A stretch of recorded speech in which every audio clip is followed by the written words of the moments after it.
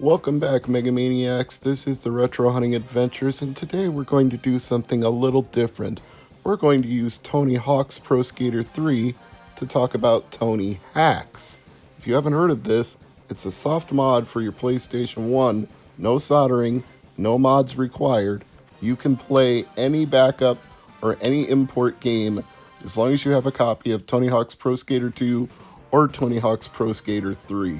It uses an exploit where the name of the skater in the game is not checked properly by the code. So if you have a modified save file with a name that's too long, you can actually load executable code on your PlayStation 1 and basically jailbreak the thing. Now, the tricky part here is going to be getting that save file onto a PlayStation 1 equivalent memory card, and so far as I know, there are 3 different ways this can be done. If you have a MemCard Pro, congratulations, it's going to be incredibly easy because you can just copy the files onto a micro SD card, put it in your MemCard, and then put the MemCard in your PlayStation 1. Unfortunately, the MemCard Pro is sold out everywhere. Stone Age Gamer doesn't have it, Castlemania doesn't have it. You're not going to be able to find it for quite some time. In fact, most websites are not even taking pre-orders because they oversold on the shipment they got, so they are not even going to promise it to anybody for future pre-orders. They're going to have to wait until they catch up on the back orders they already have. So if you don't already own a MemCard Pro, that method is basically out. Sorry, you're out of luck with that one. Option number 2 is something called a Dex drive that I actually bought back in the original PlayStation 1 days to copy and modify save files with a serial cable connection to a personal computer.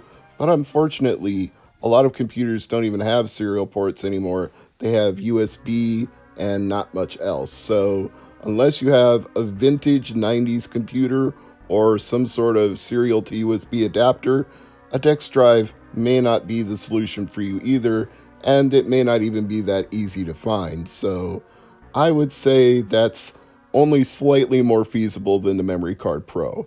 There is a third option though.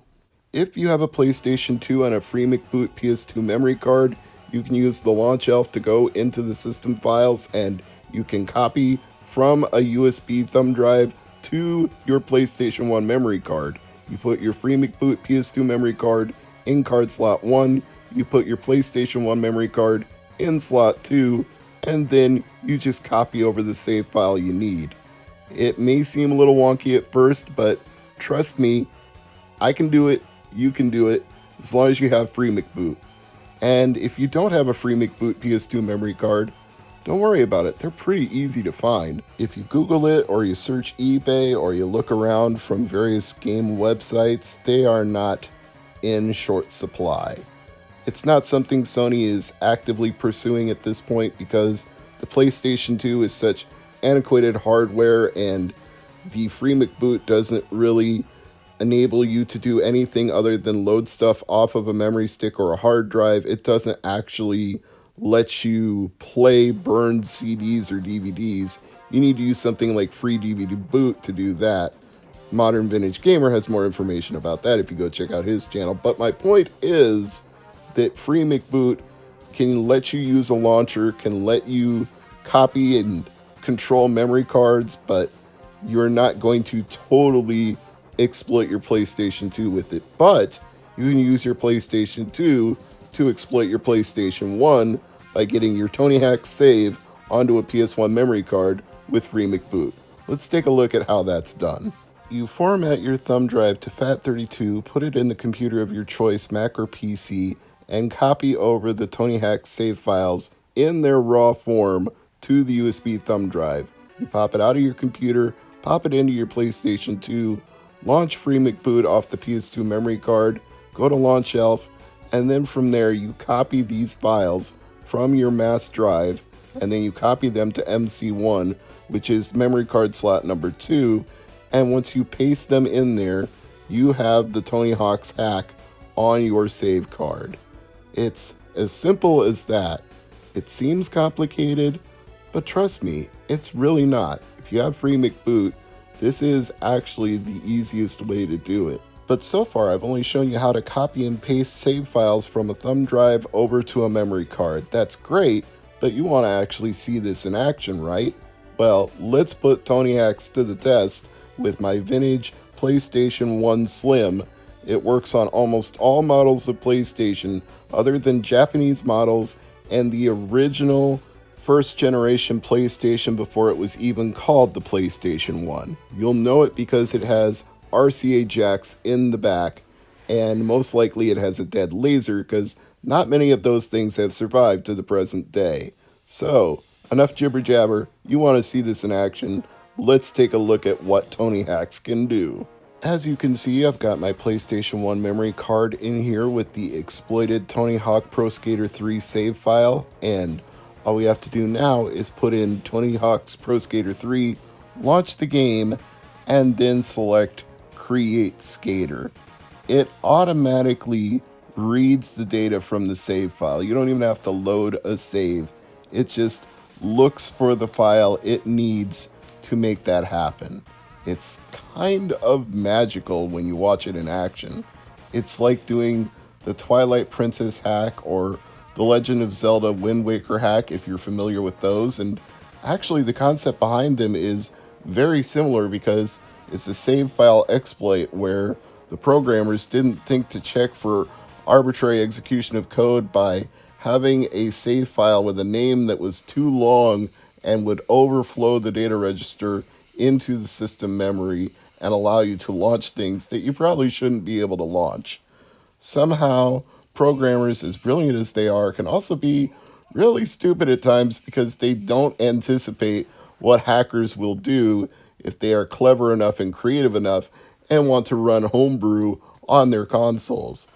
And this is a form of homebrew, I would say. It's a exploit that uses already available features in the PlayStation 1 to launch anything you want. I mean, hell, if you had an emulator on a PlayStation 1 burned disk, you could run that on your PlayStation 1. But I think most people are just going to use this to play backups of their games or to make their PlayStation 1 region free. And as you can see, it has accessed that corrupted save file, and now it says swap CD, so I can literally put anything in here. It's not going to check for the wobble groove, it's not going to check for the region, it's just going to accept a disk and run it. This is brilliant. The coders who figured this out deserve a round of applause and a pat on the back and probably even a cup of coffee through Ko-fi. It's now initializing my burned CD, and I chose something rather special for this demonstration because it's a very expensive game that was only released in Japan and became rather infamous thanks to YouTube videos about it. So this might be your only chance to play a game like this on authentic PlayStation hardware. You could always play it in emulation, of course, but sometimes you just want the real experience with a PS1 controller in your hand plugged into a PlayStation 1. And this is it. Pepsi Man! It is not necessarily a great game, but it is a well-known game thanks to the fact that in Japan there was a mascot for Pepsi that was so popular he actually got his own spin-off video game. This mascot was never used anywhere else to my knowledge, not the United States, not Europe, not Australia. Pepsi Man is a Japan-only thing, which is why the game never came out outside of Japan, even though all of the video footage in the game is in English and all of the voiceover is in English and all of the menus are in English, which means they easily could have ported it, but there was just absolutely no reason to do so because nobody outside of Japan had heard of Pepsi Man.